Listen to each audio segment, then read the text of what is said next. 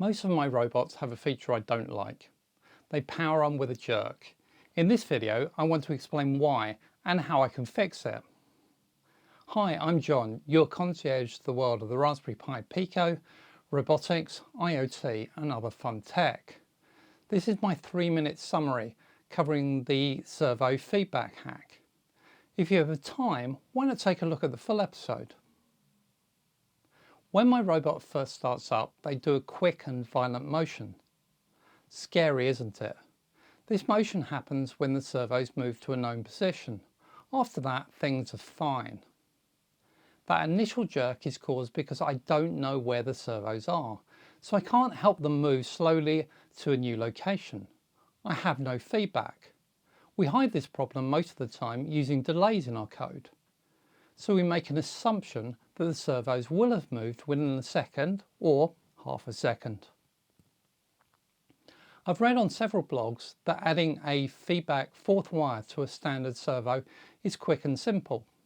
Today I'm going to try that and connect it to a Pico, so the Pico can move the servo and know when it has reached its target location. Let's take a look.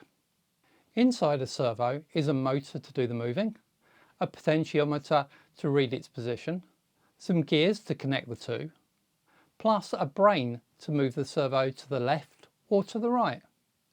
In this video, we're going to tap into the potentiometer to read the position of the servo, just like the brain is doing inside the servo. The process has some risk and needs some care, so I need to be careful dismantling the servo, opening up the PCB cover at the back of the servo, while being careful not to open the gearbox at the front. Then soldering a wire onto the center contact of the potentiometer. Using this, I can now read the voltage changes as the servo moves. We can use the Pico to read those voltages too. Using the ADC on the Pico, I can convert that voltage back into an angle in degrees for the servo. So in my example here, I keep moving the servo and then reading its position. We can see the servo moves towards its target position. The numbers are not perfect as the ADC has some degree of error.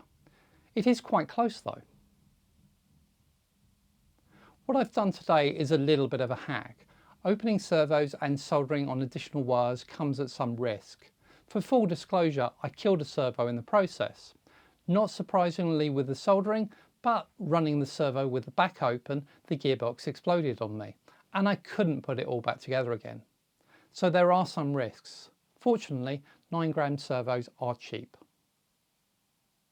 Thank you very much for watching. If you enjoyed the video, then please hit that like button. And please subscribe to my channel so you don't miss the next video. Goodbye for now.